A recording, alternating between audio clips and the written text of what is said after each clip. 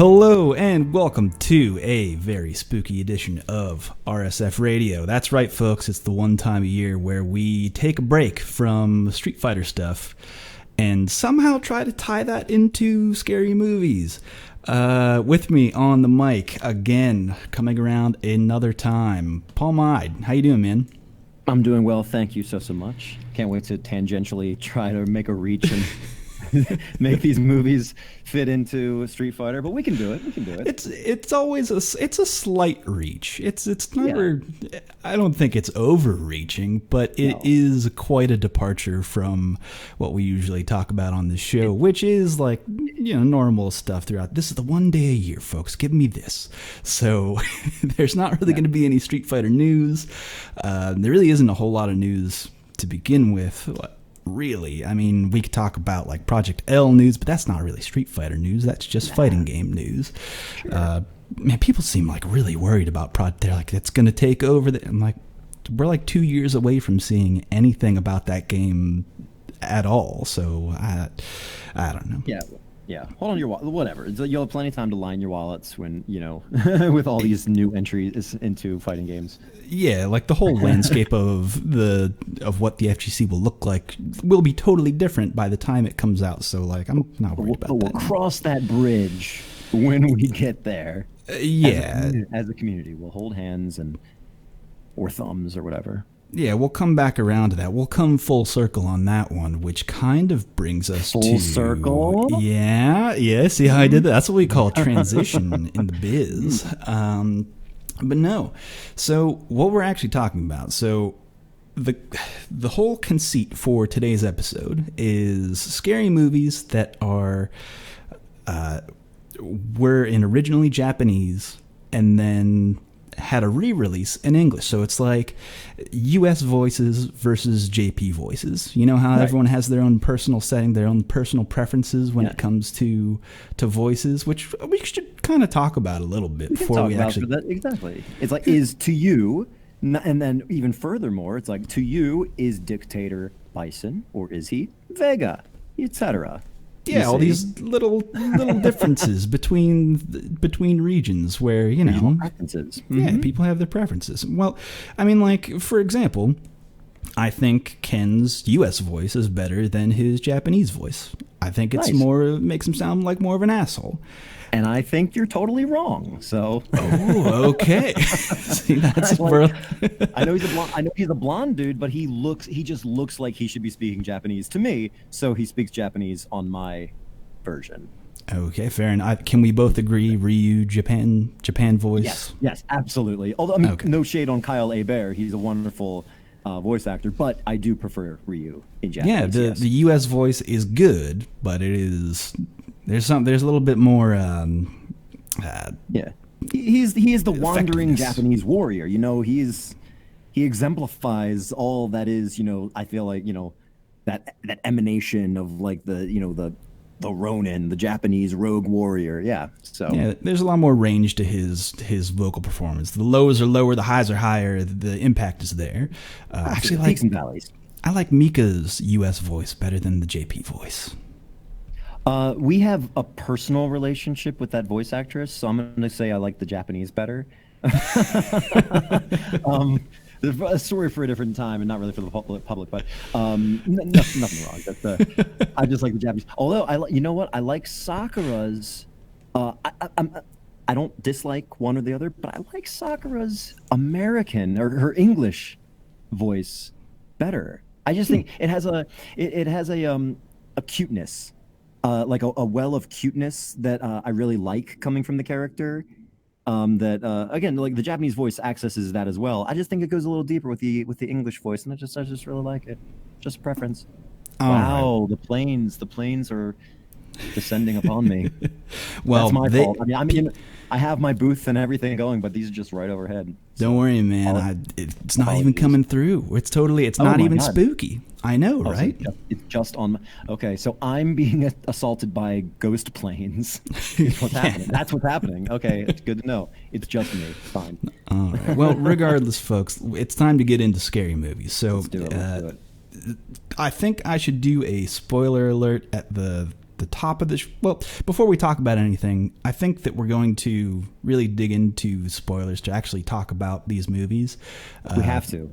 We have to. I mean, like, just the things that happen and the differences between them, I feel like are enough that it would require us to talk about, like, the meat and potatoes of what's happening here in these films.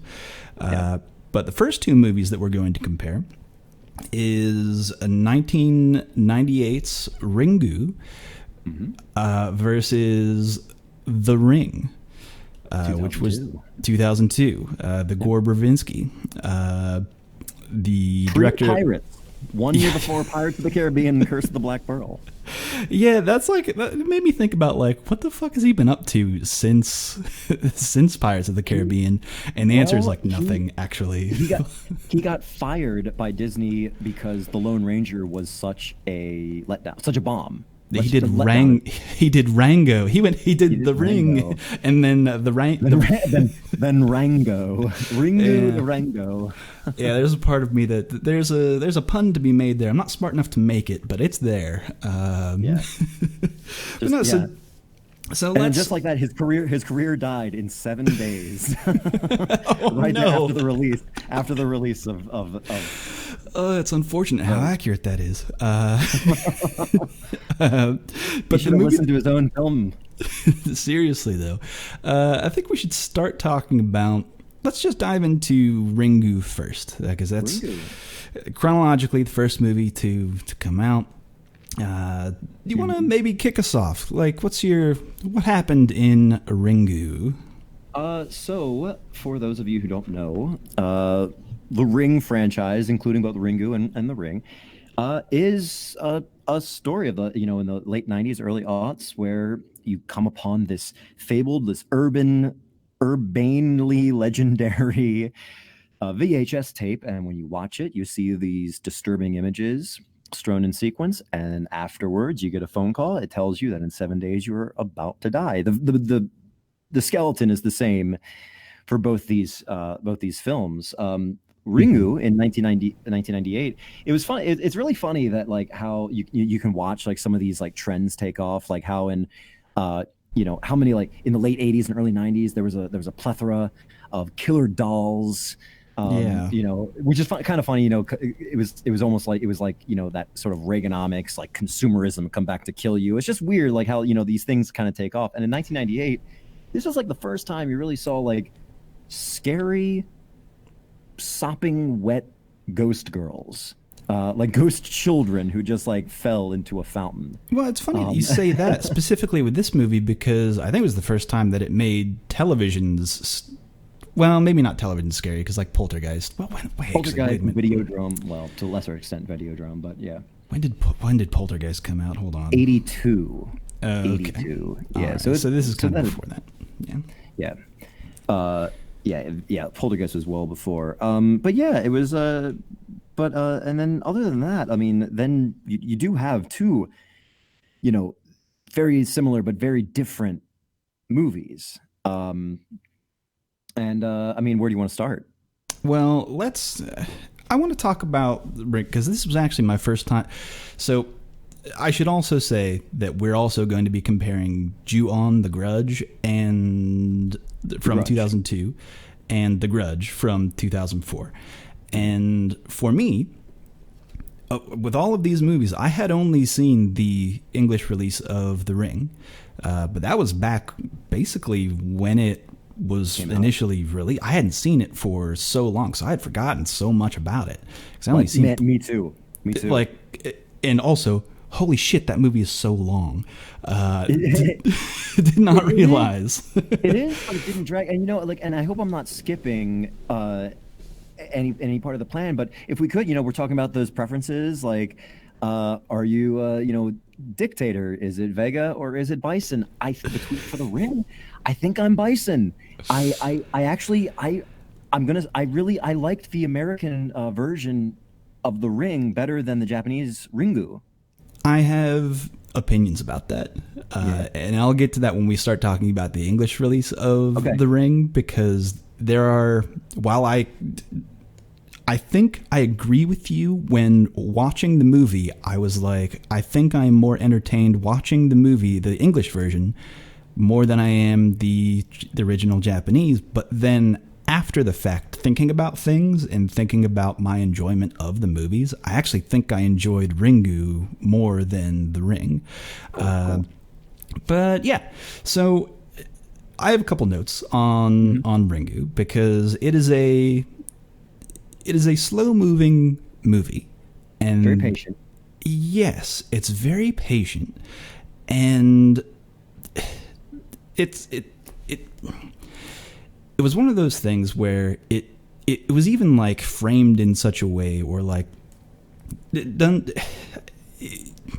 hard like to articulate like how different it was from what you expect from a horror movie.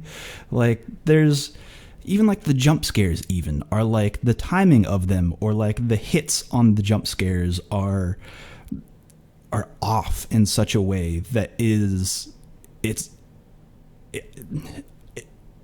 not like scary. I don't know, like, you know what I'm talking about? Like when you watch The Ring, it's like you see the thing shows up on screen, there's like a stinger, and then boom, you're scared.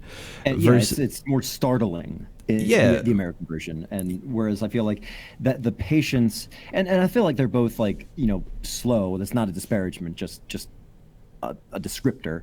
Right. But yeah, like I do feel like it crescendos a bit more in the American one than it does in the Japanese one. The Japanese one is more like a consistent flow of like the surface of a pond, or maybe even a well. You know what I mean? Yeah. The tensions I felt were higher in the Japanese version, because I also feel like the relationships in that movie are explained better. Like there is a lot more. There is more knitting. I agree. Yeah. I totally agree with you. There was much more knitting toward to the relationships in the Ring. I'm sorry, in Ringu than the Ring. Yeah.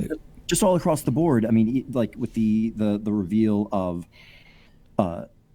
Sadako. I mean, first off, I mean, here's the thing too. Like, and maybe there was a deliberate parallel here, but like, they are actually like exactly what they seem, familial in terms of the familial sense. Like Sadako is the daughter to these, you know, to these people, whereas like Samara was adopted.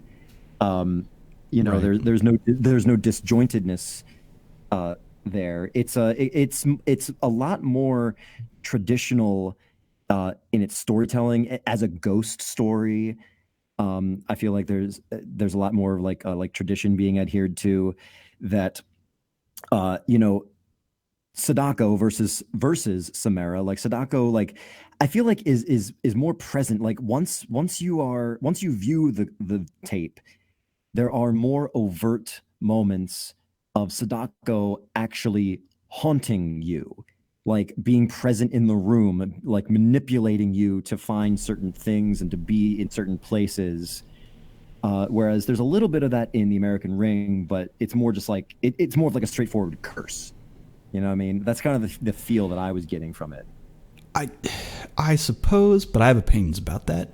Okay. Because I feel like the things that happen in like the lore around what the ghost entity can do in the English The Ring is like, to me, I think it's world breaking in a way that I don't like. Whereas, I mean, Ringu does this as well with how the tape works. So, and let's kind of reel it back. So this woman hears the story of her, is it her niece Tomoko who passed? Yeah, Tomoko is her niece. Yeah. Yeah, she like goes off to the camp with her friends. Which, by the way, this movie made me want to go camping in Japan. That campground that they go to, I'm like, oh god damn, that's like such a nice cabin, like in this nice really wooded area. Really cute, yeah. It's like so pleasant. I'm like, oh man, this is just that looks nice and charming. I want to go there. This could be like a Street Fighter Alpha stage. Yeah, it was just like beautiful, and I was like, dang, that's like. it's like a side of Japan that like I had not seen. I had not thought about what camping looks like in Japan, or what going out to a cabin in the woods looks like in Japan. So that part to me was like, oh dang, this is pretty cool. I will also say that like the kid plays a role in both of these movies, Ringu and The Ring. Like her daughter, which actually becomes the point of tension in the movie, because the child also watches the videotape and gets the call, will die in 7 days. But in Ringu, something that I liked was that they never let you hear what's on the other side of the phone. Mm-hmm. So like she watches the video, the phone rings, and she just holds it up and then like freaks out, right? She's like, oh fuck, like that was bad. Sure. But it doesn't say like 7 days, it doesn't do that whisper stuff. Right. Or the times when like her ex-husband watches it, there like isn't a phone call. He doesn't say that there's a phone call. I was going to say, like, when she steps out to the balcony and he just opens up and says, okay, it's over. I don't like, he doesn't believe, you know, cause he's not distorted yet. He hasn't seen the pictures of himself yet. That's the other thing, guys. You know, when you've been cursed, you don't really photograph or show up on camera. Clearly you're all swirled, your face. So that's a telltale sign that you've been cursed, that you have watched and viewed the video. Yeah, it kind of you know, deviates from its own rules in that not everybody gets the phone call, which also makes sense because, hey, what if you're just not near a phone? You know, right? Or you're just like disconnected. I mean, the call. I mean, the pickup shouldn't really. I mean, it shouldn't hinge on that, right? I mean, what if you and I watch it and we just don't pick up? We're just like, nah, Sadako, no, not today. Yeah, as long as you don't answer the phone, you're not going to. Yeah, the curse is through the phone. Ah, beans. Oh, that oversight, Sadako. Got me again. It's like, in retrospect, makes a lot of sense.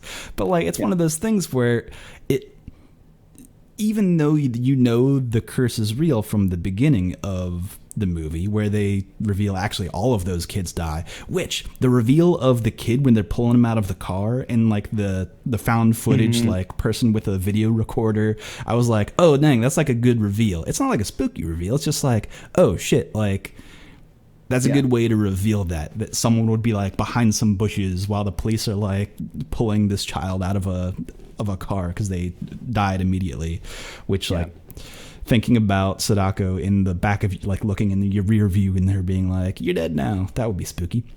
Yeah. The implications of that, I think, were spooky. I also will say that the child actor, her son, child actors are bad. I didn't like any of the child actors. Like, Ringu's was better than the English version, in my opinion, probably because he has less lines. And his backpack was way cooler. His backpack is sick. Can we just agree? His backpack was amazing, yeah. It's like somewhat boxy, but like a round top, and it's like leather. It's like, dang, that's a cool backpack. It was dapper. As far as backpacks go, like Backpack Aficionado magazine have that backpack on the cover. Yeah, top tier. That kid with that backpack. Yeah, exactly. Top tier, for sure. And then, like, I don't know. I like the simplicity of the video that they show in Ringu. It's like images that don't necessarily make a lot of sense when you first see them, but then like end up wrapping around by the end, where you're like, it's short, it's sweet, it leaves enough on the plate. What did you think about like the comparison between just like the spooky video, let's say, the VHS tape? Well, I do love that. The American version does, and we should mention that it is the Japanese version is simpler than it's less laden than the American counterpart. We're talking about the actual cursed video, the cursed tape. That but I do love that.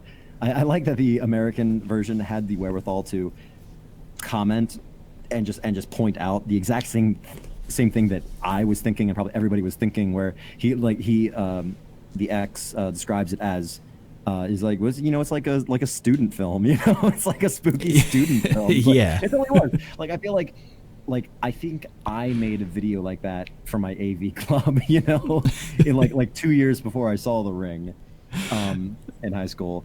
But yeah, I do appreciate the simplicity, and also the death throw, the actual distorted face as well. I Mhm. also really appreciated the simplicity in that, because when you compare the two, I mean, you and I, we could actually like mock our faces to look like what happens in Ringu, whereas like in the ring, no, that's you can't do that without prosthetics, or like Yeah. your face doesn't open up that wide. It's a much more horrific visage in the American version. So I do say, yeah, like the simplicity. It is just more tepid. Again, not a disparagement, just a descriptor. In the Japanese version, it kind of flows. It just flows naturally.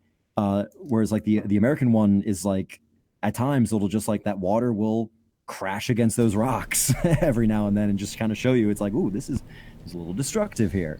Hmm. Yeah, I kind of agree with you, because the second act of Ringu, it drags. It does drag, as like it becomes more of like a police procedural.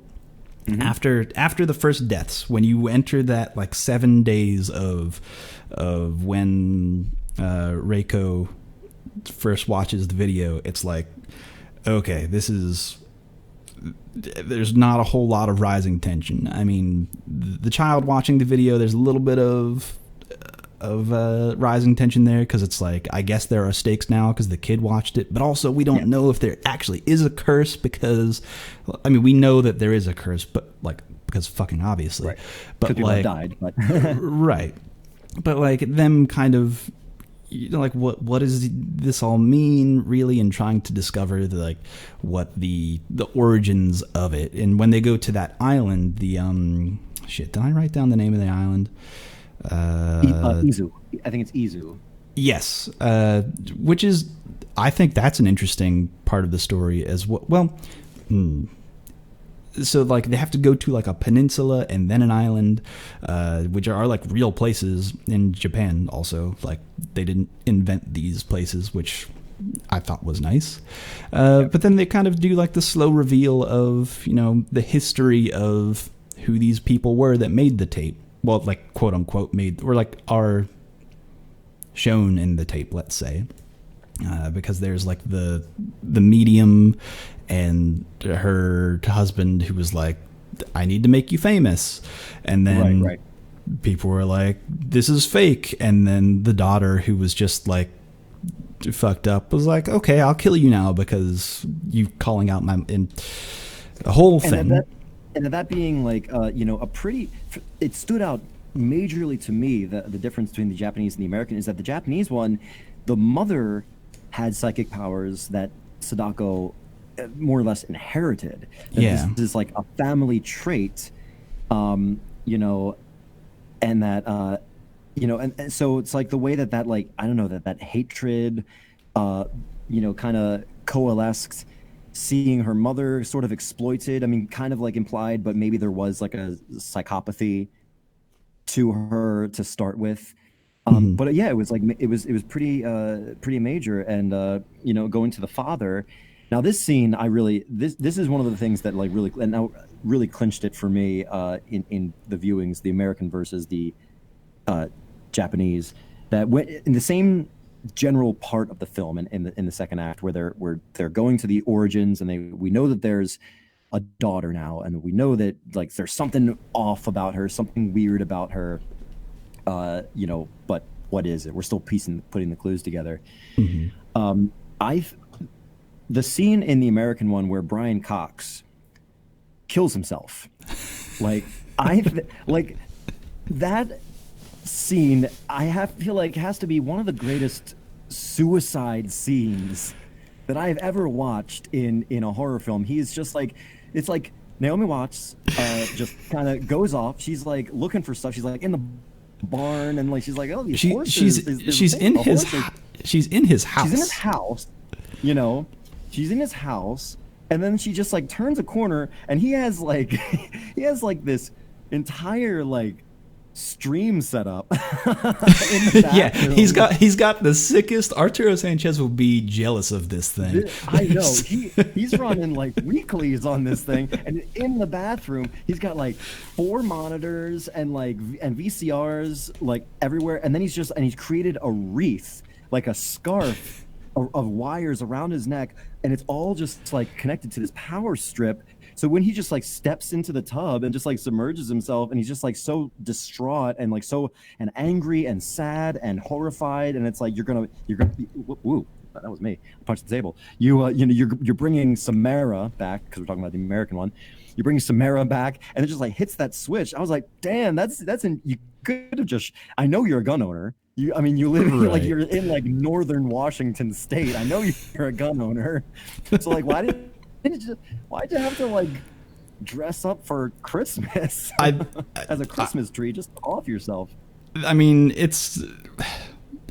he did it because it's a scary movie, right? Because he needed to. Exactly. Because I actually don't really know why he had to hit Naomi Watts in that scene, because he sneaks up behind her and he just decks her, like with the horse thing that he has, and just like knocks her out. Like,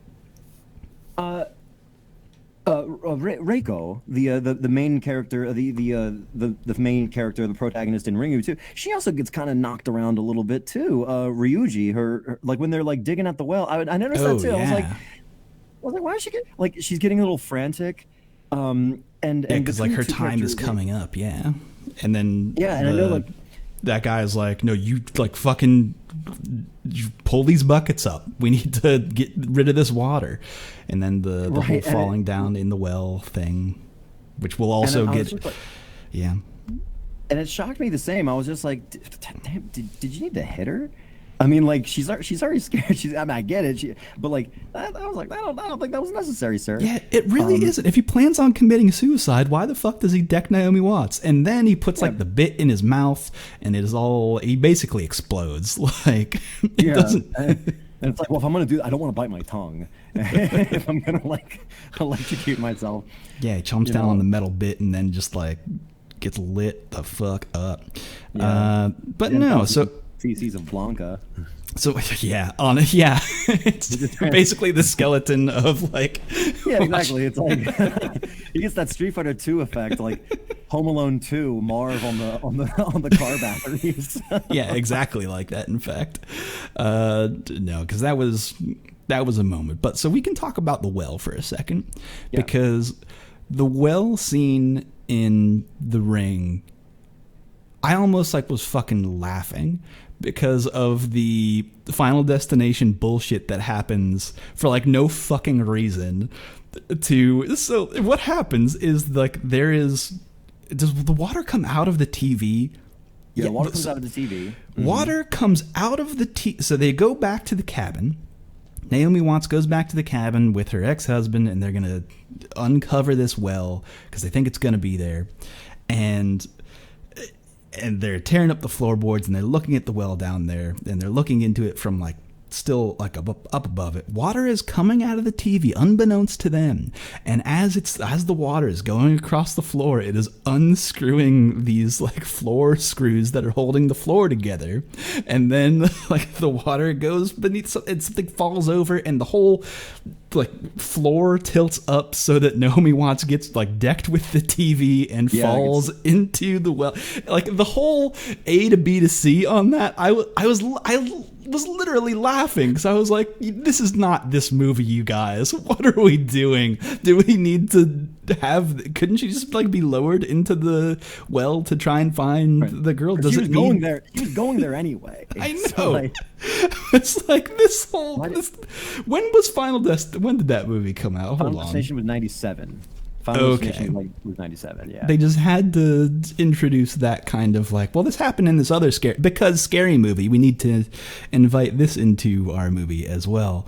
Yeah. Versus The Ring, or Ringu, where they are like tirelessly digging up this well and pulling each water bucket out, and they're like exhausted and tired, and it is like they're worn out. And then she's like, okay, we need to switch positions because like I can't pull these buckets up anymore. They lower Riku into the well, and the well scene in Ringu, what did I write down here? I wrote like it was fucking tremendous. Yeah, hair in the well though, fucking scary, spooky skeleton. The skeleton that, like the face melts off. The skin and it's the connected to the hair, and it's like it comes off in like a sheath over the skeleton that is like oozing underneath. And it's like, you know, when you take like a chicken drumstick and just like wrap it with 2 fingers and just like pull the skin off. It was like that. It was oozy. It was disgusting. It was not. I loved it. I mean, I absolutely loved it. Whereas, like, opposed to the slow dissolve in the American version, you know, just kind of which gave it like a softer quality to it. But I feel like it was still achieved in the Japanese version. You know, despite this like terrifically gross moment, there was still achieved with tenderness. Yeah. We didn't talk about one thing. Yeah, that skeleton was like, oh my god, like it actually like bothers me thinking about it. Like, yeah, it does, because it was almost also like a Mortal Kombat fatality in like its symmetry. Like it was almost like down, like this, like just straight down the middle. It was almost like a vivisection. I mean, yeah, it was like soft and melting. Oh yeah, it melts because it's so wet. It's hair. Yeah. It's hair in water. Super gross to begin with. Just hair in water is like. Listen, I have long hair. When it goes like out in water, I'm like, ew, that's nasty. That's nasty. And these movies they did introduce that exact thought to all audiences, where everyone was like, ew, hair is gross when it's wet. Yeah, I hate it. I don't want to touch it. I don't feel like people are running away from Sadako because she's scary. It's just like, I'm just like, ew, don't touch me with that wet hair. You smell. And then just the way that it peels off the skeleton is like, oh man, it was such a good shot after, like the build up to that moment in Ringu, I think is really good. That was really choice for me, because like it pulls all of its punch. Like it's not like going hard at all. And then it just I was not expecting this moment from this movie of like, oh fuck, I didn't expect Ringu to make me go, oh fuck, which like I probably audibly did, because like so many things behind it were like it had not shown its hand yet in how spooky it was going to be. But I do want to say one thing though, at least not that open, that did have me laughing in Ringu, and I'll play it for the listeners. You won't be able to hear this, but it was just one of those things. I like audio. I like good audio. I like good sound effects. And is it a video that she watches, or is it like a flash? No, she has a flashback. We're talking about Riko has a flashback to watching, I'm always going to fuck Sadako, being thrown into the well by the husband who was like, I need to end this because you did a bad thing. Anyway, he like hits her with a block of wood and then throws her in the well. And did you notice the sound effect of when he hits her? I remember being jostled by it. It is so out of, like, I'm going to play it. Here it is. That's it. That's the sound effect. Hold on. That's the sound effect they used. Yeah. That, like, it was someone Googled punch sound effect. I know. Yeah, it was very crunchy. It's very much like a Hanna-Barbera sound effect.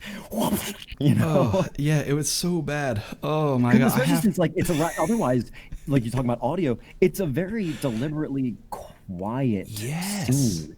So it's like, it's not like you're isolating one sound out of 100 sounds. That's the only, that's the only sound we are given. And I feel like it should have been accompanied by a,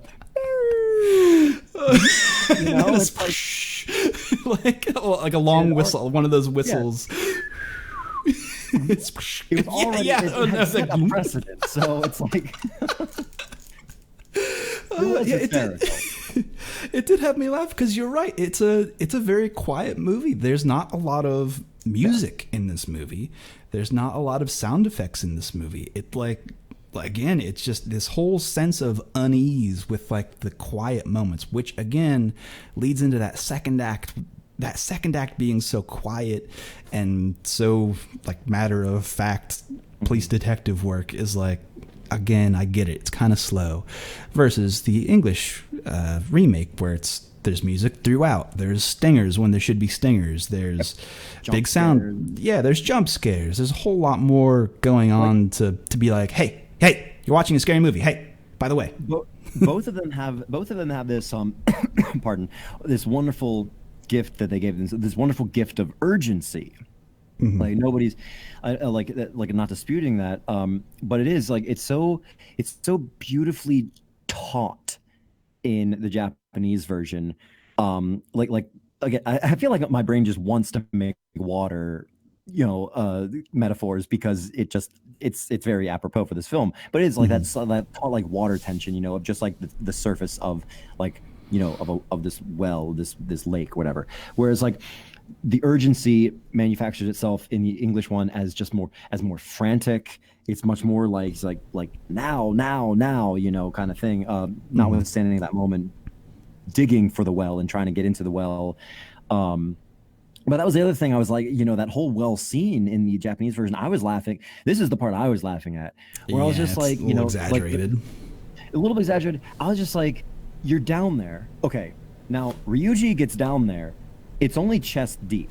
He's not sinking in it. So why is they spend about an hour and a half pulling buckets of water out of this thing? I'm just like, just feel around with your hands. You're looking for a human skeleton shaped rock. Like, feel for that and pull that up. Yeah. I don't, you're not drowning in it, so just if you got to put your head under, just hold your breath. It's already disgusting. You're already dying in a couple days. So that was the part so he thinks. Now, again, not to skip the gun, but you're talking about audio. Like, I do have some things about the visuals that I also like that really stood out to me that I absolutely loved. From the Ring? From the Ring. Now, both these films, beautifully shot, wonderfully consistent too with themselves. Like it's matter, to go in one direction or the other. It's a choice.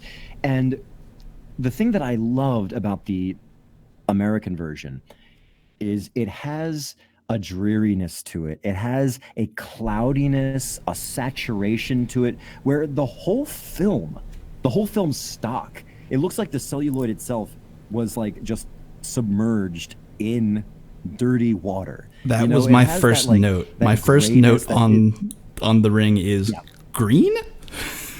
Why is this movie green? It's like it's gray, it's cloudy, it's mossy. And like it immediately visually sets that tone where it's like I mean it does. It's shadowy, like it's like fucking damp. It's a damp goddamn movie. Whereas I was actually surprised seeing Ringu for the first time and seeing how just sunny it was for a lot of the movie. Like, I mean, and it's not a bad thing. It's just a different thing. Daytime is daytime. There's going to be daylight.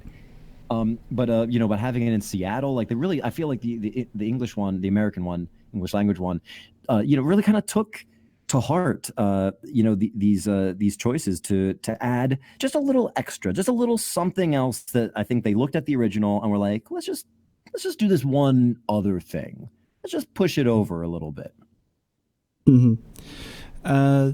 Yeah, I think I agree with you on that. We can start talking about the English version now, if you want to like kind of get into more specific differences, because like I said, I have issues with the Ring. Well, for one, I compare the cabins in the English version. These are some shit cabins. Who would rent these cabins? I wouldn't. I was exactly thinking that thing. Why would I stay here for a weekend? Yeah. Versus like the Japanese, where I'm like, oh man, that's so. Of course I want to stay there. This is beautiful. And then in the English version, it's like shit cabin in the woods, where I'm like, oh no, that's where That's where the horror movie happens. Why would I go there? It's much more overtly horror film. Yeah, it's like so many times in The Ring where it was like, because it's a horror film, the scary thing is going to happen. And this is actually my big problem with the remake, is that, so the whole conceit, we haven't talked about this yet, but the conceit of The Ring is that if you watch the tape, to break the curse, you have to copy the videotape and show it to someone else. Right. And in both of these movies, if you know that going in, it is almost as if there are zero stakes for the majority of the movie, right? Because she immediately copies the tape, and the lead character immediately copies the tape in both movies, shows it to her ex-husband. Like, that happens immediately, like day one. So it's like, it's the first thing they do with it. Like, once they get their hands on it, it's like, I'm a journalist. First thing I'm going to do is preserve this. I'm going to copy it.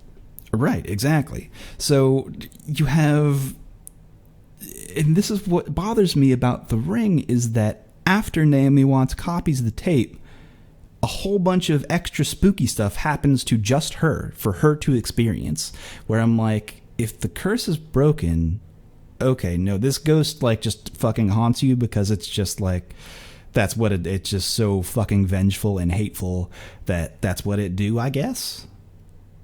You know, though, I can address a little something about this, because I did some further viewing that we didn't like.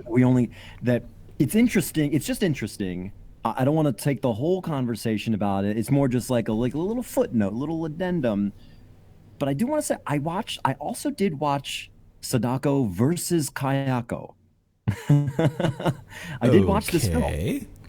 And there's something, so that, again, we're not gonna dwell on it too much. We can talk about it at the end, but for those maybe unaware, that is the culmination of both these franchises, the Ju-on and the Ringu franchises, where they pit the two ghosts together. Sadako versus Kayako. It was made in 2006, produced by Warner Brothers for Shudder. For Shudder, if you guys don't know Shudder, it's a wonderful little subscription service for so many horror films. Shudder, SHUDDER, does not sponsor this stream, but worth a gander. It's under Amazon Prime, so if you subscribe to Prime, you should be able to access Shudder. Anyway, so it's a wonderfully silly movie. Also, I was very lost in the beginning because the curse went from 7 days to 2 days. I don't know why. I don't have an answer for that, and I didn't have time to look. So someone out there is being like, well, here's why. But whatever. Don't tweet at me. I don't care right now. I'll figure it out later. But there's a part in there where they mention in that movie that those who are cursed by Sadako get their end, but anybody who tries to actively step in between Sadako and her victim also get punished. Okay. And I don't know if this was so, and I don't know if that again, it's just interesting, just with a lilt in your voice. It's interesting. I don't know. I don't think that was established canon at the time of these first films. But retroactively, it's one of those like, with hindsight's 2020 kind of lens. It's interesting to think about that. Maybe it was one of those like, okay, she had shed herself of the curse, but she was also trying to take these other victims away from Sadako, and Sadako really wants to get her kill on. So, sorry, Naomi Watts, you're gonna have to avoid death by horse. Yeah, that actually, so in thinking about it though, because if I'm thinking about it my way, where like she broke the curse, right? If Naomi Watts breaks the curse in the first half hour of the movie, and then Naomi Watts was just bothering that horse, then if there's no curse attached to Naomi Watts, she was just fucking with that horse and caused that horse to kill itself. Like that horse just like looked at her and was like, "Stop it," and then jumped off a boat. Which like It bothered me. I didn't like watching that. The harm coming to animals, I'm not okay with. Like that one gets me. But in this situation, specifically in retrospect, where I'm like, wait a minute, she ain't got no curse. Naomi Watts was just fucking with a horse. Like, what the fuck is Naomi Watts' problem? Why'd she gotta fuck with that horse? Why did she have to fuck with that horse?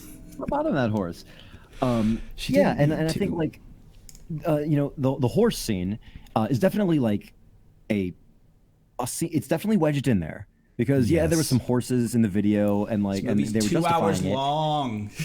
It's 2 fucking hours.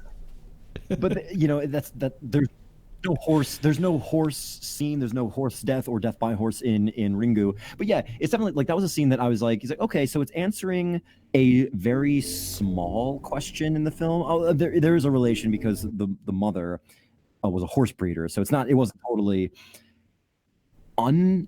disconnected, not totally unwarranted, but yeah, it was just another thing because American audiences, we are more overt, we are more just like give us what we ask for. We want to see some shit, so show us some shit. And that's where like I feel like some of the urgency played out differently in the American, almost to the point of impatient. That it's like we have to show something. Because like the Brian Cox equivalent, the father of Sadako, he doesn't kill himself. Certainly not with a necktie made of power strips. So as much as I like that, as much as like the surface of it, I thought it was very creative and very unique. It does kind of play into that like sort of American, the overtness, the literalness of this is a horror film. Let's give some horror to it. Yeah, it's as if they kept adding scenes into the movie to like really hit you over the head of, by the way, you're watching a horror movie. I don't know if you realize this, but like this is a horror movie and we have some shit to say about, hey, TVs, they're in your life. They're in everybody's life. Like, be scared of them. Because be like, scared. Even in like Ringu, right? They find the skeleton, and then after that, it's a quick ramp up to her ex-husband's death. It's a quick ramp up to her figuring out the solution to breaking the curse, and then it ends with her driving to her dad's house where she has her kid is just waiting there. So it is assumed that she shows the kid. She copies it with her child and then shows it to her dad, which is kind of fucked up. But in the English remake, after they find the skeleton, there's still 20 fucking minutes left in this movie. There's 20 minutes left in this movie. Like, it's killing me how panned out it was. Completely agree. It didn't kill it for me though, because all things considered, for me, like, I still really loved. I love the character, and I want to just backtrack for a second, which is the Naomi Watts character, the analog for the character Riku. I absolutely loved in the beginning. It was one scene, and it just set the tone and the color for the character that the Japanese version didn't, which was they gave her like a Lois Lane-ness. Right up top, and I loved like she's at the paper that she works for. She's eating her yogurt, and she's on the phone, and her boss comes up to her and it was like, "Hey, can I talk to you?" And she's like, gives him the two fingers, like, "Hold on, like I'm on the phone." And then he tells her, "You're fired," and she just goes, "No, I'm not," and not in a defiant way, just literally like I'm too busy for you right now. So, it's like casually, just cavalier. No, I'm not. Yes. It's like, all right, and then I just love how he just kind of like, he's like, "Yes, you are," and she's like, and then he just kind of, okay, like, okay, yeah, her being convincing of just being like, "No, I'm not." Yeah, I'm not. No, yeah. I actually had that scene written down as well of like, it personified her character a little bit more than the original did. I think they did a better job with that as well. I think Naomi Watts' performance was very good in the ring. Which is why, like, to me, like, where the original for Reiko, she didn't have that. She's not a weak character by any stretch, but she didn't have that little extra. I feel so that when she was like I felt she was competent. I felt she had all her faculties. I felt she was, not someone to underestimate. But it was like I really liked the toughness of the Naomi Watts version. So it's like when the time like Reiko, that's again like by the end when Reiko was like getting slapped around in the face, I was like, what is this? Hysterical, this woman in hysterics, stereotype cliche. I was like, okay. I agree with you on that. I mean, like, it opens with Reiko, like, interviewing school kids for some reason. Yeah, the conceit of that was like, I don't know why this is happening. Like, this is dumb. Yeah, I kind of got like it's like she was, she's like, she's given these shit assignments. Exactly. Yeah. And like, I got that as well. Versus the Naomi Watts character, where it's like, oh no, she's got her shit together. Yeah. This paper would be nothing without her. Yeah, you're fired. Nope. No, I'm not. I'm eating yogurt. I'm not fired. Okay, so, oh man, no. So I have, why is there 20 minutes left? And then immediately after that, oh, it's because they needed a shower scene. They needed to get Naomi Watts naked for some reason. My shoulders up. I mean, still PG-13. Sure. But even so, I was like, oh man, this scene didn't need to exist at all. But we did need that. And then we get so with both of these movies, we didn't talk about this at all, about Ringu, but the climax of either of these movies is the ghost character coming through the television, which I think is, in both versions, impactful. I think both do it quite well. The English version probably has that extra added bit of spookiness to it, with how fast she can move. That was almost unexpected. Because it's like, they really take it literally that it's like she's coming out of the TV. Not that the TV is a vehicle for her travel, but like she is actually a piece of it. So she's like, she's got that static, and it's like she's moving by tracking, by that old VHS tracking. Exactly. Which lends itself, which is a different choice than the Japanese, where she is really just a ghost exiting, through the TV. There's none of that static business, but I liked it. I like the American choice, the Gore Verbinski choice to have her tracking in the and adding that little extra jump scare to send that guy just flying back on that shelf. Which, also, by the way, that apartment was how much did that cost? And geez. No, that was a nice loft warehouse. apartment. Yeah, it was huge. Oh my god, it was like a whole one entire story of that building just to him. Anyway, I didn't buy that part, but I have apartment notes for the Grudge as well, but we're not there yet. Yeah, we're not there yet. But I liked it. Again, it is surface. It is more of that American overtness, that literalness to it. But I liked it. I thought she, her features, Samara's features are more grisly, more waterlogged. Like her skin is much more leathery. But in both, I also like the turn that it's like, this whole time, it's sort of this, this classic red herring that it's like, well, if we put her spirit to rest, that'll break the curse, right? But I love that, no, this girl is just a shithead. This ghost is just a shithead. She just wants to cause harm. She wants to hurt people. And there's no rest to that. There's just this bleak reality that you can just save yourself, and that's it.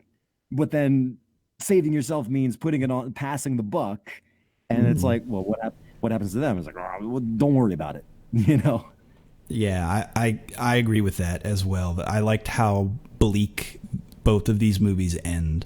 It does have that, she's a fucking asshole. This ghost is just an asshole. This ghost is an asshole. Yeah. All right. So I guess with that, though, kind of final thoughts on The Ring and Ringu. Well, I think they're both very well-made movies. I just... where they differed so there's some weak parts, some strong parts in the remake. It goes on a little. It wears its welcome out a little bit longer, but I fall down to the American one, in the visuals and in the willingness to go there, whether or not it's warranted. Those little extra bits that we were talking about. She didn't need to fuck with that horse. She didn't need to fuck with that horse. But a horse running right at you, I don't care how it started, it's pretty thrilling. I'm scared. So, side story. Oh You met my wife. No. So my wife, ages, like, this was far before I met her. Growing up, she would sometimes help her friends train horses, and part of that is having the horse like run at you, and then like you're supposed to like be able to stop it.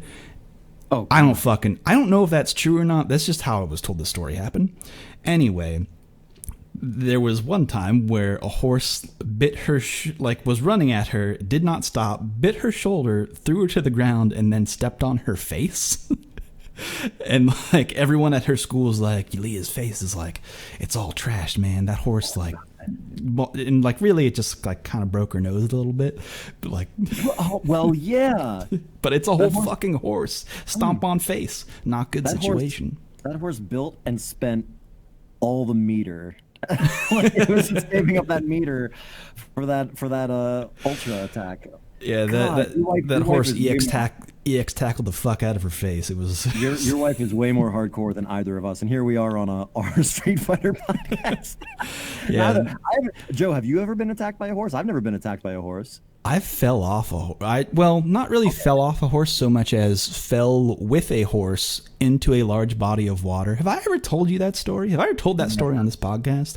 Never. Well, not my knowledge. I don't know this story. We don't have time for me to tell this story. I like telling this story, and I will tell it at some point on the show. We just don't have time for it in today's episode. I really love that both of us have a takeaway from the ring.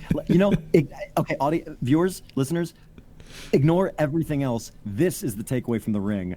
Stay the fuck away from horses. Don't bother them. Don't bother horses. They bite you, and they don't even eat meat. So no. Oh, yeah, that's fucked stay away. Up. Yeah, don't that's fucked do up. It. No, but both are good movies. Both I think are worth a watch. Even just to compare them, like we did, was to me. I thought it was nice to watch these movies and be like, oh, this is like a very similar structure. Where they differ is interesting. The tone of both of them, I think, is interesting to see from a directorial point of view. I enjoyed both of these movies.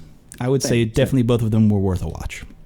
Definitely worth a watch, especially for horror fans. If you tend to err on the side of owning your movies, because we're more of in a stream capacity these days. Honestly, they both side by side on a shelf. Like they're good movies to just have on, ready to go. Mm-hmm. All right then. So moving on to the next grouping. Japanese versus English voices. We're going to Ju-on, The Grudge versus The Grudge. So talk about voices. This movie has like, and that's the thing. Like, I'll go right into it. Seg right into that.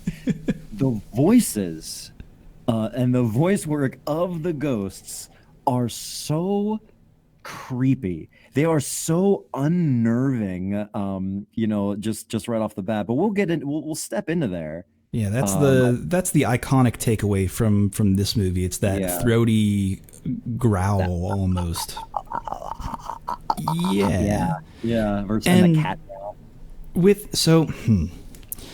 How do I even go about this? Because I watched them in kind of how we're going to talk about it in chronological order. So Ju-on came out in 2002, which I also think we should note that it's the same director, Takashi Shimizu, both directing the original and the English remake in 2004.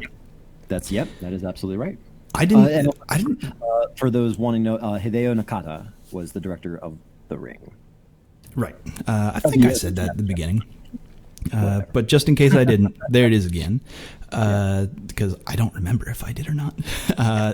But that was actually something that I didn't realize before starting watching both of these movies. That I was like, oh, same director. Yeah. This will probably be the same movie. And it is similar in some ways. There are a lot of, like, not necessarily shot-for-shot remakes, but, like... Right. It's not Psycho in that regard. The Vince Vaughn Psycho, no, fucking shot for shot.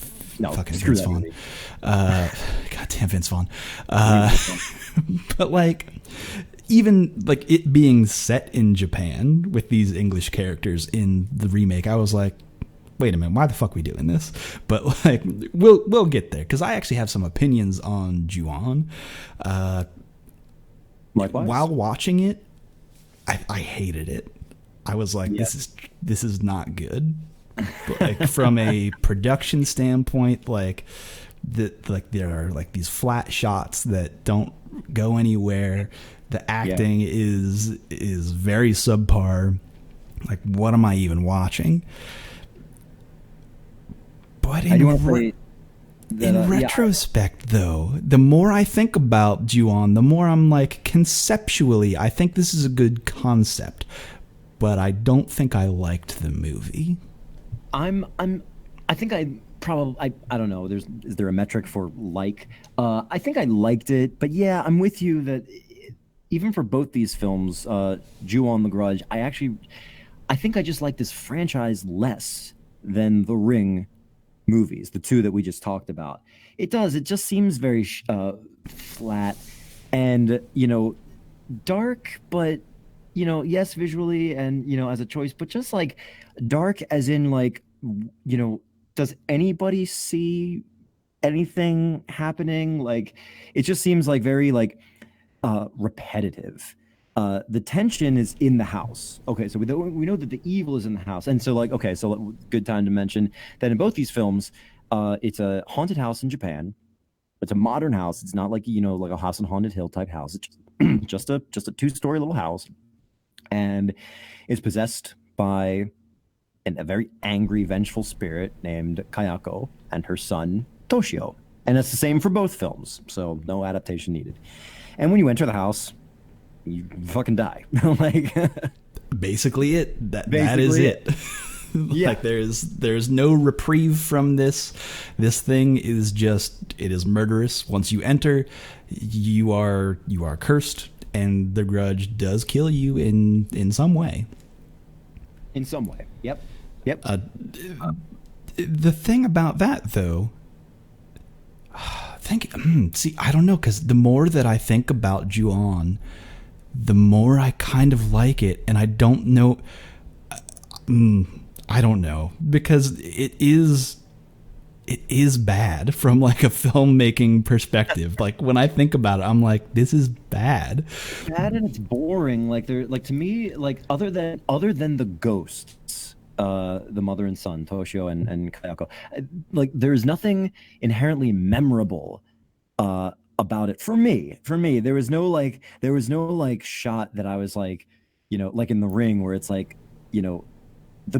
the actual ring itself, being like that of the well, like looking up like from the bottom of the well, or the horses, or like I disagree. I think that there are. I think that the underneath the covers scene is memorable, and right before that, the going up the elevator with Toshio being seen through the glass. On each floor. Those are memorable. I think when you first see the crawling down the steps is probably better in the English remake of The Grudge, where it's like, what? So let's just talk about that moment for a moment. Where in The Grudge, now I'm fucking Kayako is crawling down the steps, and in the English, or in the original, it's just the woman dressed up in paint, and she's just kind of crawling down in a weird way. She's like stiltily doing it, but there's no like trickery of the camera. I feel like in that scene in the remake, in The Grudge, I feel like they shot it at like high speed or something, and then just like removed a couple of frames of like just her animation, just the way that she moves is it is more stilted. It's disjointed. Yeah, but like from a filmmaker's perspective of they did something to this. This is not just a performance. They fucked with this in some way that is interesting. But anyway, back to so I do think that are memorable because the things that I keep thinking about with Ju-on is that it fucks with time in a weird way. That it does. It should, like, you think, okay, it opens with like the girl going to clean up this. Well, actually, no, that's not even true. Ju-on opens with the murder. It shows the initial murder that kicks off the whole bit of the Grudge. I mean, they don't like show it directly, but it's just like the husband angrily murdering his or someone, you don't know who, but supposedly his wife, grabs that cat, which, by the way, don't do violence to animals. Don't do that. Don't fuck with that cat, because its soul will infuse itself to your child, and it will be the same in its mouth. In its mouth. Why does the child meow? That is strange and creepy. But it opens with the murder and then jumps ahead to like you're in that house again, and that woman comes by to clean up, and then you jump to like a whole other scene that's in the future, and then you jump back to that, and you're jumping around all over the place. And the part that gets me is when those two mesh together, specifically near the end of the movie where the ex-cop goes to the house. He's going to burn down the house. He's dumping gasoline everywhere, and then the light shows. Like they light the house up differently, and I'm like, oh, why are they doing? What's going on here? And then he's watching these young girls, and they're in the house, and one of them leaves, and then he like catches eyes with her, and you're like, why are they catching eyes like that? Do they even see each other? Is this real? I don't know. And then it's discovered later on in the movie that moment, that's like his daughter, but he did he know his daughter at that point? Right. Or was the daughter a baby? Because like his death photo is of him at the age that he was. There was so much that I was like confused. Like there's parts of it that I got confused about with the time that made me think about it more, which I don't know if this movie tricked me into thinking that it's a good movie, because it's certainly not. But maybe they planted a seed. Yeah, but also like they did, like the other interesting thing with those girls is that later on in the movie when they follow like that girl, which is presumably the furthest in the future that this movie gets, is that there's no one on the streets. That like the signage that is put up of like the missing person, it's like old now, and there's like a lot more missing persons. So the Grudge has like killed a fuck ton of people at this point. In my mind, which isn't really shown in the movie, but in my mind, this Grudge has like murdered almost all of Tokyo. Yeah. Even if this hasn't happened, I don't know. Because even it's just like, how many people walk into that house? You know, just like not just the people who like live there. I mean, I was actually worried, like you see like multiple like police and stuff show up. It's like, man, like all these people are gonna die. Are they all gonna die? Apparently, I guess, yeah. Like sometimes like the rules, and I think like that's it does play. I guess between the two, it's like it does have like a much different storytelling technique where it's like this one was just like we're just gonna play the hand up front, kind of tell you a little bit more up top, like we just like you're gonna get an idea up top, and then we're just gonna like I don't know, we're just gonna deal with it. It's not really like not too much of a mystery, little bit like who is this ghost, who is this boy, but yeah, it does play out just I mean my point is it just plays out a little differently. Yeah, there really isn't a mystery to it. I guess the only mystery is that at the end when she does like the eye thing where she's covering her hands, and then it reminds you, hey, remember when that old man did that with his hands where he could see the kid? And then it was like she became the wife and then was murdered by the the original husband, which then made me think, like, wait a minute, is Kayako actually killing people, or is the husband actually killing people? Like, right. Because he's the violent one. Because he's the violent one. I don't know. It made it. I think this movie is tricking me into liking it because I don't think it's good. Yeah. And now I'm frustrated. I remember Street Fighter 2 being great, but it's not really. But it was a pioneer. God damn it. Yeah, like I think, because like and then you do, I mean, you bring up good points. I think it just does kind of lay little seeds or like little bugs in your brain that just kind of, burrow. But it didn't like, I mean, to that end, it is kind of, it's haunting. It's haunting. Like these questions haunt you a little bit. It has like very interesting, decisions just for these two ghost characters, like you mentioned, like the walking and the disjointedness and the cat meows and stuff. But I think at the end of it, for me, I was just like, we had another bleak ending.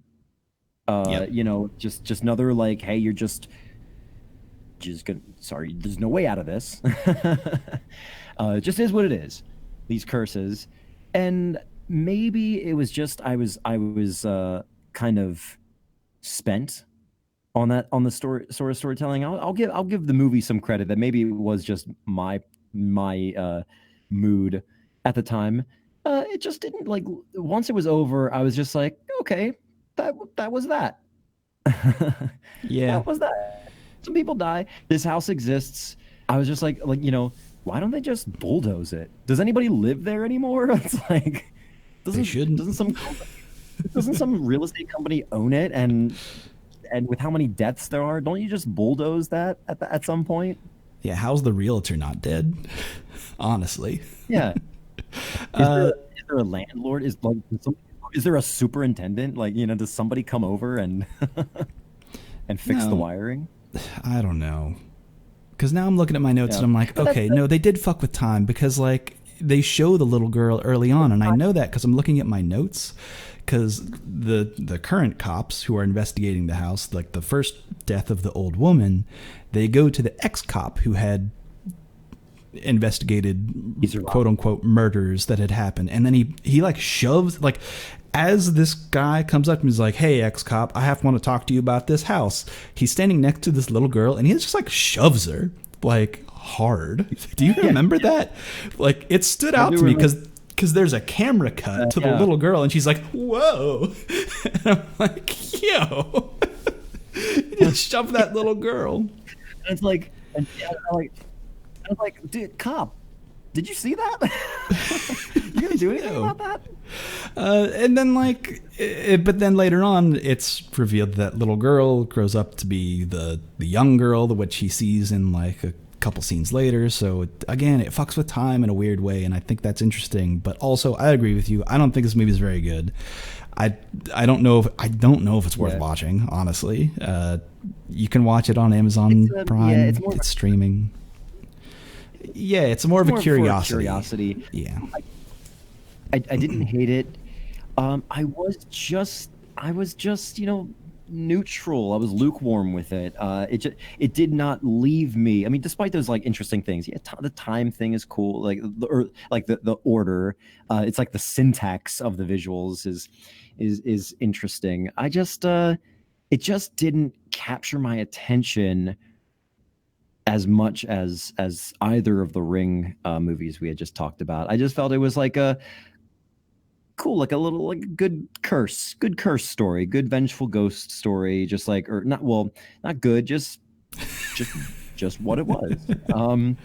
People enter this house and they die. Okay, all right, cool. Yeah. That said, there was just one little, like, and same with the Grudge, the American. So we'll differentiate the two. Ju-on and the Grudge, and then the American Grudge.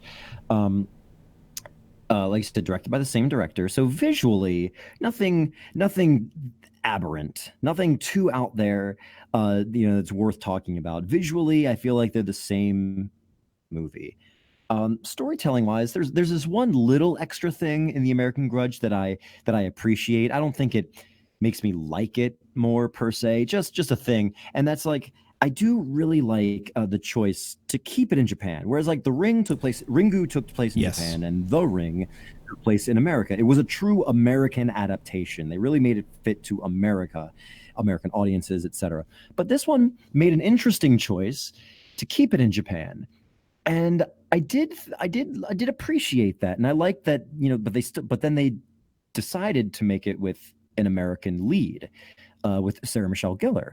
Mm-hmm. So as I was watching, I was like, well, if nothing else, I can appreciate, there was sort of like this lost in translation-ness to it. If you guys haven't seen Lost in Translation with, you know, Bill Murray and Scarlett Johansson just being, you know. Great movie. So it was like, great movie. It was like this so Sarah Michelle Gellar is Bill Murray. And in this remake, Sarah Michelle Gellar plays Bill Murray. Bill Murray. And Toshio is Scarlett Johansson. But Scarlett Johansson would actually fight to play that. She would love to play a Japanese boy. Like, and she would be like, it's okay, I can do that. I'm an actress. For relaxing time, make it Suntory time. I guess Ju-on time. Ju-on time. And then, but no, but it added this. It lended in a feeling of isolation that I could get down with. It was definitely a feeling that's embedded in the narrative. It's not visual. It's not auditory.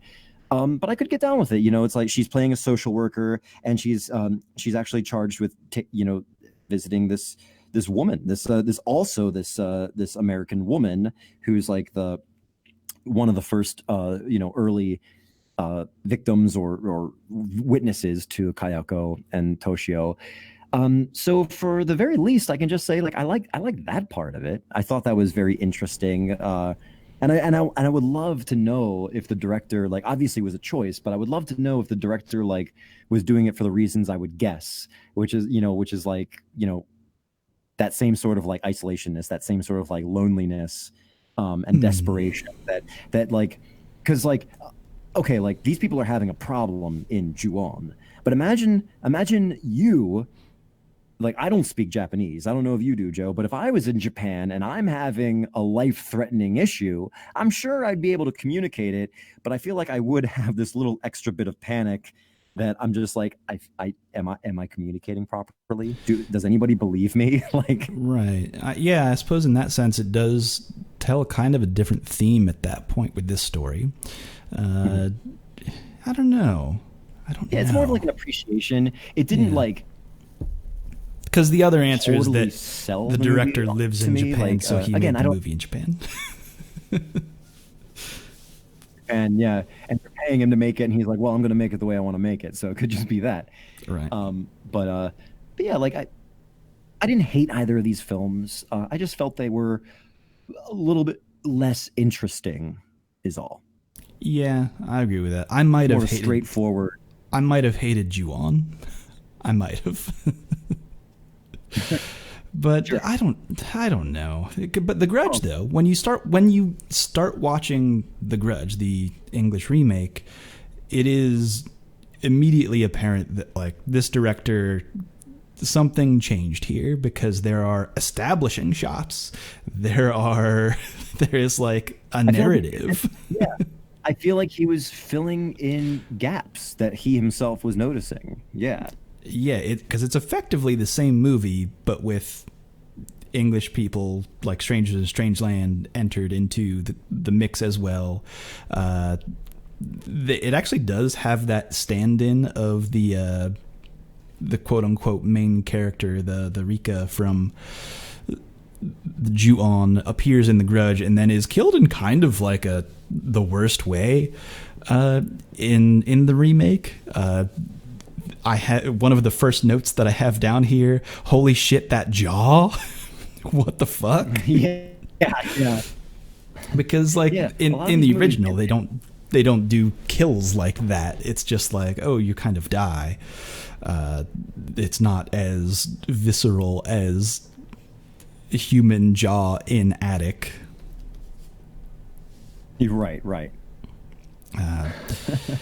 It's funny that both of these American remakes, or English language remakes, They do. They do these like extraordinarily extended jaw shots. You know what I mean?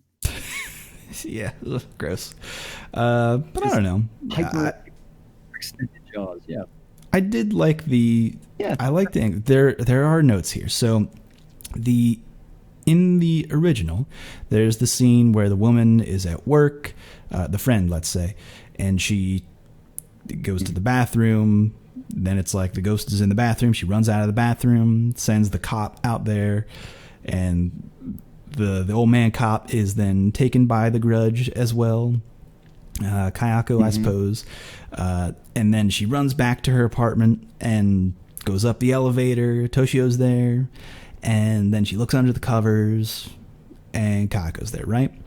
That's in the original. Yeah. Effectively, the same thing is done in the remake, except the thing that fucking killed me about this is that it's now an English woman who's in Japan, like being like, there was a thing in the bathroom, go look. And then when she runs out of the building, she hails a taxi, which, like, who the fuck is taking a taxi in and one was like right there. This is a residential neighborhood. The other thing, if you watch these movies, I thought the same thing. It's like they are like, I mean, yeah, I'm sure they're in the city, but like they're like way off to the side. You know, I'm sure they're in the city limits, but no, this is like a neighborhood. No, this is not like. She runs out of the building and immediately hails a taxi, and I'm like, fucking nah, man. Like that ain't it. And then she gets to her apartment, and it's this like fucking like vaulted ceilings, huge ass apartment. And I'm like, she's not in Japan. No, that is a Seattle apartment. That's a Seattle loft, like what that guy had in The Ring. Yeah, I was like, this is unbelievable. This ghost story, this huge ass apartment is the most unbelievable shit I've seen all day. Like, this is not how things are in Japan. Completely agree. That one stood out to me as like, nah, man. Yep.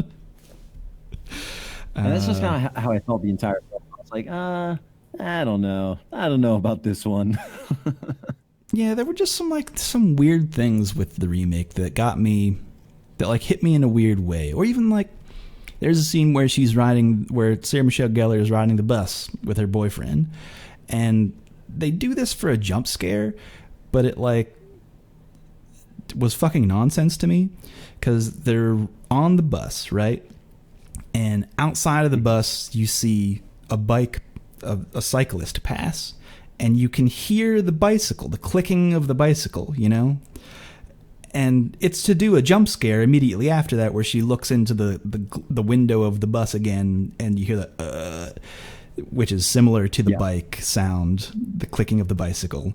But to me, I was like, she's inside a fucking bus. No fucking way can she hear the clicking of that bicycle that's outside of the bus. Are you fucking kidding me? Like, I don't know what, like, it was just an audio thing, much like the punch from earlier. It was one of those things where I was like, that's nonsense audio editing. She would never hear the bicycle. Like, I can't that's done. Even if it's for the jump scare, I can't even with this. This is unbelievable. Yeah. I don't know. That's just my own thing.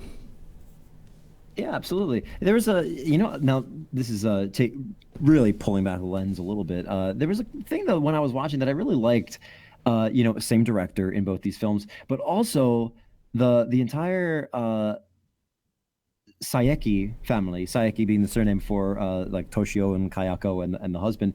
Mm-hmm. They're all the same actors as well. So I was like, and I was just like, the whole time I was just wondering, it's like, did I, like, other than those like weird like visual choices, like I appreciate them like wanting to have at least that sort of like technical, like the actual technical process of making the film, that they wanted to establish that sort of like line, that sort of consistency. I just I don't know. It's more just like neat trivia, because like, you know, I felt like there was a lot of faithfulness, a lot of fidelity, in terms of the performances and the characterizations that they were like, well, at least if we're gonna, like, you know, it's not really a remake I mean, yes, we are making it again, but it's like it's an adaptation. We're just gonna we're just gonna plug it in. We're gonna plug it into the the American audiences. And I think they changed things that story-wise make sense. Like, there's the whole other subplot of, we almost forgot to mention, like, this movie opens with the guy jumping off of his roof, or jumping from the balcony. Yeah. Bill Pullman. Yeah, and killing himself. And it's like, oh, well, why did that happen? And then, like, there's some mystery, an added mystery there. And then, like, that's where you see the meshing of time, where Sarah Michelle Gellar is investigating the house, and then they're both in the same place at the same time, but they don't see each other, or like she sees him from the past, and he's seeing the husband like do like being found out that he was he sleeping with that woman, or was she just obsessed with him? I think she was just obsessed with him, right? Yeah, I think Kayako was just obsessed with the Bill Pullman character, the professor guy. And then, regardless, it does a little bit more explaining as to why the murders took place, right? Where in the first one, it's just assumed, oh, he was bad husband, jealous husband. We suppose it's like a throwaway line, right? But in this one, it shows you what it was trying to tell you, and I think I think was more effective in the remake than the original. So maybe I am saying I like the American version better again. Maybe I am saying that, but I do think I just like in that, like, it gives that little extra bit of why is the husband so angry that he wants to kill his wife and son or whatever. Although if you're gonna do that, you're already not right. I mean, you're already like the kind of person who would do that. You know what I mean? Like, right. Toshio didn't have anything to do with it. What are you doing? Don't kill the kid. Don't kill the cat. But it's but yeah, so like I appreciate that the director was willing to look at the blanks, like look at the blank spots and say, like, okay, let's fill this in. We'll fill this in here. Just like kind of you have a second chance, might as well try to make it better, right? I mean, isn't that exactly? He obviously had a lot more money with this one. Way more, and it made a lot more money too. It just crazy. No, I agree with that. But it also made here's another weird decision. Here's another note, and I don't know if you noticed this, but going back to the professor who kills himself, at some point, Sarah Michelle Gellar goes to meet with the widow I forget what she goes to look up. It's like something with like a picture or whatever. I forget the whole conceit of that. Anyway, she goes to see the widow, and for whatever fucking reason, the widow is dressed up like she is like going out. She's in going out outfit. She's I forgot that. Like for whatever, like for no fucking reason at all. She's like she's like hot and sexy. Like, I have to go. Versus like, why was that at all necessary? Like, right. Why was she dressed up like she was just chilling in her house? She just rings on her doorbell and she's just like in fucking heels, red dress, like, what's up, girl? I'm like, excuse me? Sometimes like, what? You just feel yourself, It's like, I want to look good. I don't care if I'm not going anywhere. I'm just lounging. Hey man, I guess I've never been a widower. I don't know what that pain is like, but sometimes you just got to get sexy. You got to get sexy.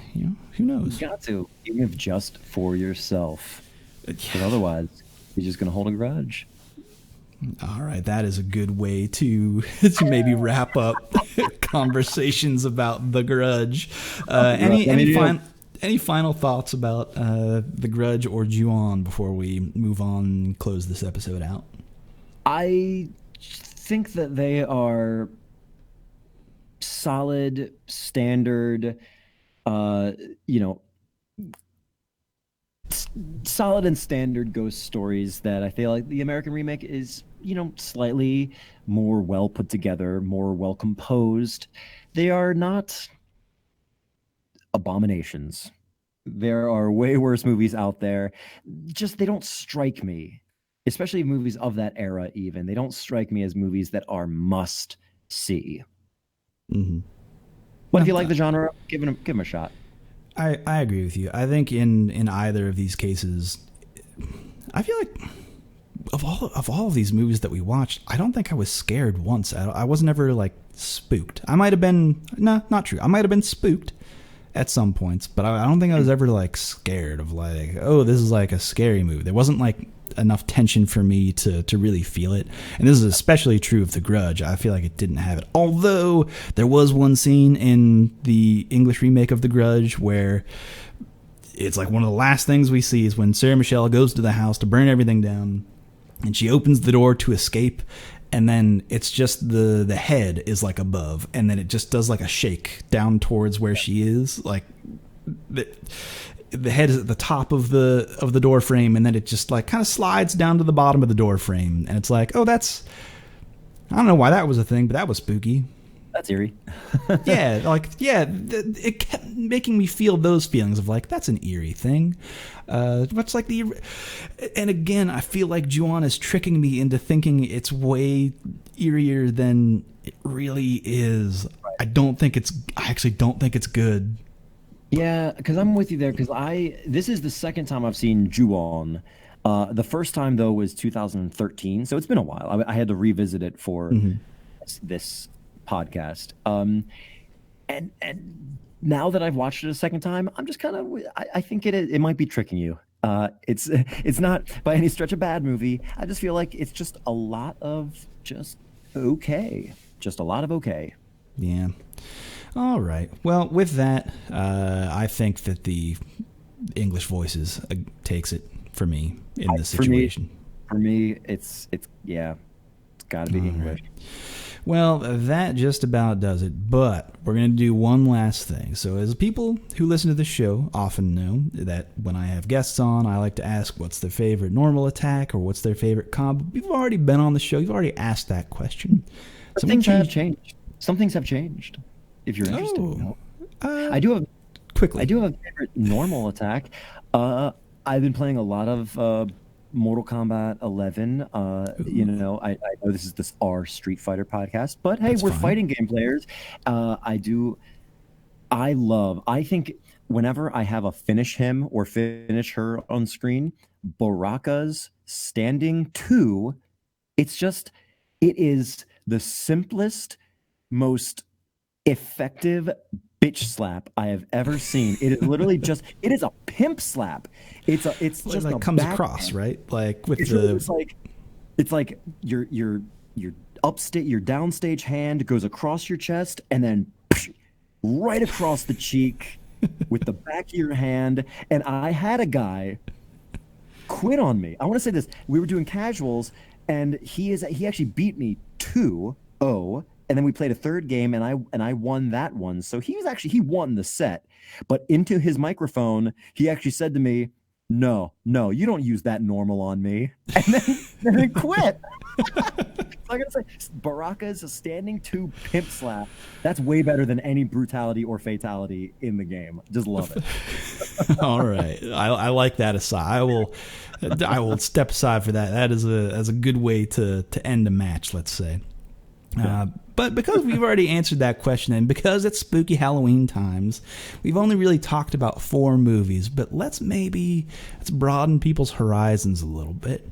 So instead of what your favorite normal attack is, what one-off solo horror movie would you recommend people watch? This was on my mind recently.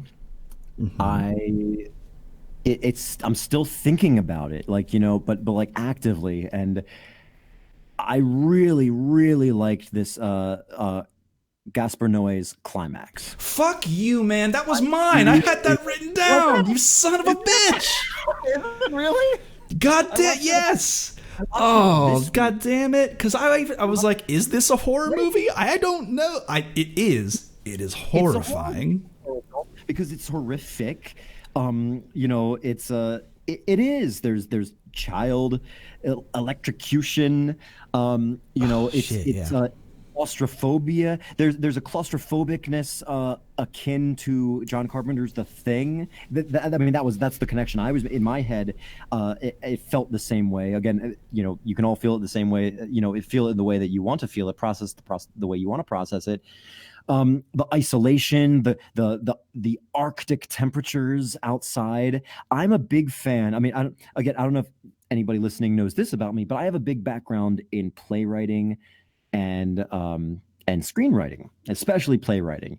And it's always a challenge, because when you're writing on the stage, typically you have plays that go from one end of the earth to the other, but literally the stage never changes. Sometimes the setting changes, but the stage never changes. So it becomes a great challenge and it's great satisfaction for me when you can tell a story in one setting, just one place that could fit that stage.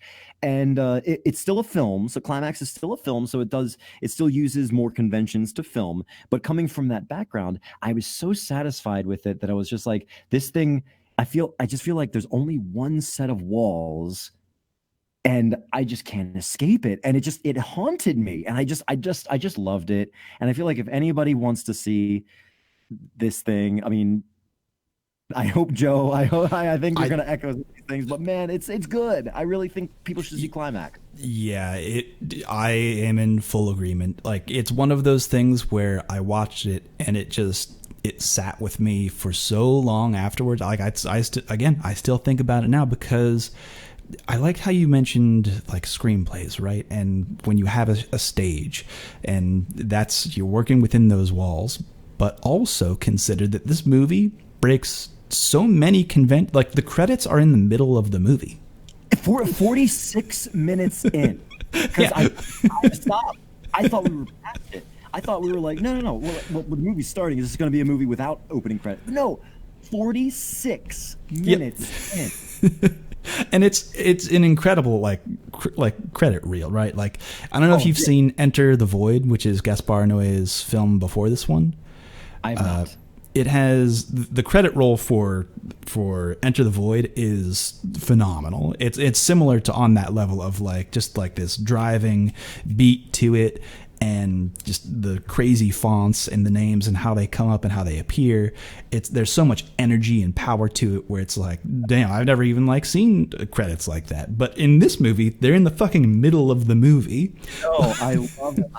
I just and then interesting about the film itself is that it was mostly improvised, and like not even improvised like I know when we think about like improvised quote unquote films, we think of movies like This Is Spinal Tap, a lot of the the Christopher Guest, that was Rob Reiner, but like the Christopher Guest movies, like quick jokes, like quick takes, like just one off, here's a one liner.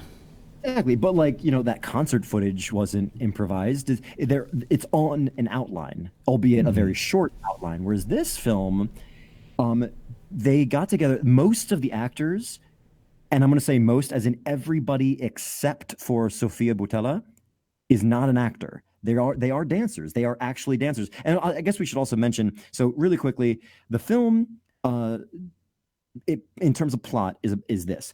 It is about a dance troupe, a mixture of French and English-speaking dancers. They are rehearsing in a defunct high school in France. There's a blizzard outside, or at least a very rough snowstorm. And at some point, the sangria is spiked with something, maybe LSD, maybe not, but either way, everybody is tripping hard, and it's the impetus for a lot of rage, a lot of secrets, a lot of paranoia, and a lot of that claustrophobia as well. So you just start to see how that manifests in this large group where it's a dance company too. So again, if anybody out there, if you've ever been a part of like theater companies or dance companies, I've been a part of several theater companies in my lifetime. It really hit home of like, I mean, this is very exaggerated. It's very far-reaching, very overreaching. But yeah, it's like I didn't need to be told that there were rivalries and jealousies. You just do it, and it's like watching them all. Like you bite your tongue, you cringe. You're just like, oh, I know what that's like, maybe not in this exaggerated a manner, but it's like I know what that's like. It is kind of exactly as you said, so many moments where the tension is so high. Like you can just tell that like something is on the and it is a lot of that is foreshadowed early on in the movie because it opens it doesn't.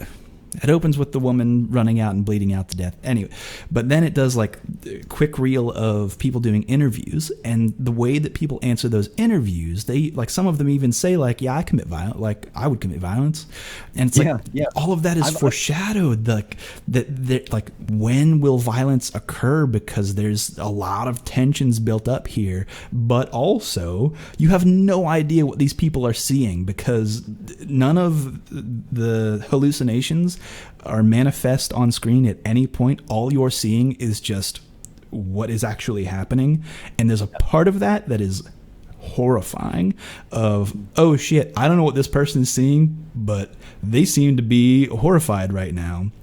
And because we haven't even talked about this yet, my guy, the long shots, there are so many long takes. Like I can't imagine the choreography that went on to like just the camera work to get the camera into positions that it needed to be to show the things that it wanted to show, and just capturing these fantastic performances from everyone in this movie. It is something else. It's like it's so much tension, and you might watch this movie and for the first half be like, this is just good dancing, I don't know, and then 15 minutes later being like, oh god, just like gripping. It is enthralling. Yeah, enthralling is a great word for it. It does. It grabs your attention. It refuses to let go until it's over. And I was just like, I was mesmerized. I was captivated. I couldn't look away. It never drags, and the fact that it is so improvisation heavy, it just made every single thing. Because yes, you did have a lot of those foreshadowed moments, a lot of those like build-ups, but it gave itself permission to just go in whatever direction was organic. And so it just kept me on my toes. I didn't know which way. I didn't know where it was going to go. Which story was it going to envelop me? Which story was it going to divulge? Like where, who, what? It was literally just like it was like being a dance partner where I didn't know the steps. You know? Yeah, I agree with that because there's so many moments where it's like you feel as though violence might occur at any moment, but you don't know. And that unease is prevalent throughout the entire back half of that movie, and it is just, oh man, it is something else. And just from like a filmmaking standpoint, it is a tour de force. Just what it would have taken to get some of those shots is like beyond me. Right. I should also give out the forewarning that because it's Gaspar Noé, he kind of has a weird thing with incest. Just throwing it out there. It'll feel weird, but be like, that's kind of like he's probably just like a weirdo. Don't worry about that. Don't worry about the subplot of incest. Don't worry about that. And it's not an endorsement thereof. It is just like it's uncomfortable. It's it's shame. It is played shamefully and awkwardly, but but it's there. It's there. It's a thing. There's a lot of uncomfortable in that movie. All right, so that's your one off. That's also mine. So I won't. We'll go watch it. It's on. I think you just stream it on Amazon Prime. Actually. Yeah, that's where I watched it. Mm-hmm. All right. So the second part of the question. What would be like, what's your favorite combo? But in this instance, what is your favorite series of horror movies that you would recommend people watch? Ooh, okay. Well, I don't favorite. Maybe not favorite, just one you would recommend people watch. Okay, well, let's do this then. For the first time, my girlfriend and I, we sat down and we watched the entirety of the Scream series, Scream 1, 2, 3, 4. I had only seen parts 1 and 3, and I don't think I had seen them since both of them came out, so it had been a while for me. Honestly, they're really good. I really enjoy those movies. They are tongue in cheek. They're not comedies. I know people. I think people like to lump them in as horror comedies. I just think that they are, self-aware, but not in the way that they know that they are movies. They are Wes Craven's love letters to the genre. I think they're charming. I'm also, let me just preface by saying I'm also very wistful for the 1990s. I really love the 90s. I grew. I think you and I are a comparable age. I'm 33, so I grew up in the 90s. I remember the damn near the entirety of the 90s. From all of it. So it just kind of struck every chord that I wanted it to strike. Even Scream 4, which was I think the weakest and very firmly in 2011. It still had that sort of like 90s sensibility of it, of just. These are films that they celebrate the cliches to the point where the cliches they're on such a high a pedestal that they don't feel like cliches anymore. They get you rooting for the cliche. They get you rooting for the final girl. They get you rooting for the sex crazed jock, getting his throat slit. You start rooting for all that stuff. The same stuff that Cabin in the Woods would sort of subvert, make fun of, diminish. Yeah, these series, like I said, they're not parodical, they're not parodies. They lift them up on a pedestal. They love it. It's a genre that loves it. It's a film that loves its own genre. So I think it's infectious. I don't think that they are the greatest movies ever made. I'm not going to claim that, but I think that they are super fun. They are thrilling. They are they feel very urgent. In the urgent moments. So I'd recommend it. If you haven't watched the Scream movies, if you just want to, if you have already written them off as, just silly, horror parodies, I would say go back, try again. I actually have not seen any Scream movie. Yeah, I recommend them. I have a lot of reason to go back and watch them then. I'm looking forward to it though, because I feel like from what I've heard of those series, it does have that very 90s aesthetic of what a horror movie would be, or even just like everything about it. It's a very 90s movie. Very 90s franchise, even when it gets out of the 90s. Yeah. All right. I'm looking forward to it though. Avoid the MTV show Scream. Forget it. Just the movies. Okay. Do you know if that's streaming on anything right now? I know it was very recently. All 4 parts were on Netflix. Ooh, okay. Ooh, all right. Yeah. I'll have to do that then.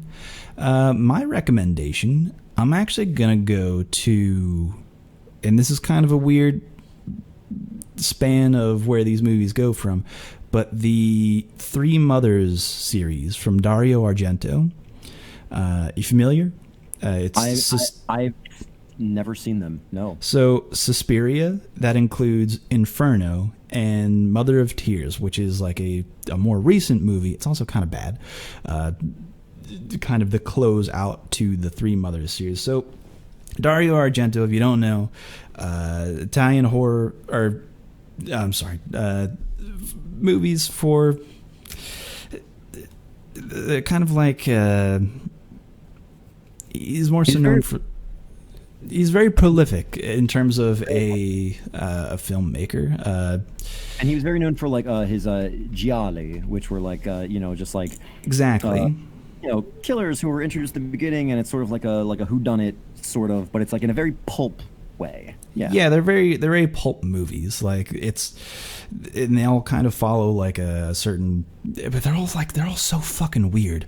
Like especially like his older movies, man, they're like, there's a thing about them where when you watch them, similar to how I felt with when I watched Ringu, where it was like, man, like the jump scares aren't like on. It's very quiet. There's a weirdness to this that I'm not familiar with that I like. Very similar with a lot of Dario Argento's movies that are just like, they're all dubbed for some reason, and everyone on set is speaking their native language, so none of it is matching up with how they're speaking. Like how they're shot is super, with like lots of color, like lots of just like weird shot composition. It's strange watching them. And I think that Suspiria is a good one to start with. Some people don't like it. It's a little bit too slow. I like Suspiria. I think it's pretty good. It's got a very good first half. The back half, people can be like, it gets a little weird. But I embrace that because if you like look at it visually, I think I'm along for a ride. It's very dreamlike in that sense, and I think that Inferno follows that as well. Inferno is more of like it takes place in more different places. The things that happen in it are just maybe not as weird as Suspiria. They're kind of more grounded until like the end of that movie where it's like, oh shit, there's some good shit going on here. And then maybe skip out on Mother of Tears, but I did just want to kind of talk about Dario Argento and maybe watch a lot of his, because a lot of them are streaming on Amazon Prime, where you can go watch those. Like Deep Red is on Amazon Prime. You should watch that. That's a phenomenal movie. Opera is on. It has like weird fucking shit in these movies that like why does this happen? And it's like in Opera, the dude puts like needles on the girl's eyes so she can't close them, so that she has to watch him murder it like fucking why does that even happen? Or like like Deep Red is like, why is the main hero so bumbling and can't achieve anything? It's such trash. And then the only person who's doing any good work is like the woman that he is with. I don't know, just a lot of the themes that he works with in like Suspiria is very like one female positive, and like Deep Red, those movies, just like, I don't know, there's a lot there that is, when you first watch them, and if it's your first time watching like this kind of Italian horror, these Giallo, how did you say it? Giallo. Genre of films is like, it's like it's just weird. There's a weirdness to it that I was so unfamiliar with, that I was like really drawn into that type of filmmaking, where I was like, oh damn, there's something to bite onto here. So I would recommend that as a series, to just watch like a lot of his movies in general. But they're not straight up sequels. They're just sister films, right? No, because they make references to each other. Okay. That's yeah. Okay. Those three, Suspiria, Inferno, and Mother of Tears, are all kind of, they share the same like lore, and they reference each other. Like at the end of Inferno, where spoiling the end of it, I won't say, but they tie things together, and they make references to each other, sometimes directly, sometimes indirectly, with like the assumption that you've seen the previous ones, in ways that are like, why would that wouldn't make sense if you hadn't seen them all. But I don't know. At least Suspiria and Inferno, I think, are definitely worth watching. Mother of Tears is weird. His daughter stars in it, so it's like also kind of weird nepotism, and she's like not very good. But that's kind of like a whole. His later career, he got a little off the rocker there, but his early films in particular are they're bangers, man. I highly recommend his early works. But that will do it for a show. Paul, thank you very much for taking the time to talk about horror movies for damn near 2 hours. Dang it, we did it again. We did it. Although I think we came under this time. We were like 3 hours last year, so this is great. Thank you so much for having me, Joe. As always, I love it. Yeah, I had to cut it into 2 parts last year. That probably won't be the case this time, but anyway, where can people find you on the internet if they want to find out what you've got going on? If you want to find me, you can find me on Instagram at Paul_Meyd. That's PAUL_MEYD. You can find me on twitch.tv/Dr. Stantz, or Twitter at Dr. Stantz, just like the Ghostbuster. All right, you can find me at Super Joe Monday or at RedditSF on Twitter.com. That's a show, folks. Hopefully you have been properly spooked this Halloween season, and we'll get back to Street Fighter stuff next week. But until next time, folks, take care and be spooked. I can't get over that sound effect. Oh, it's so good.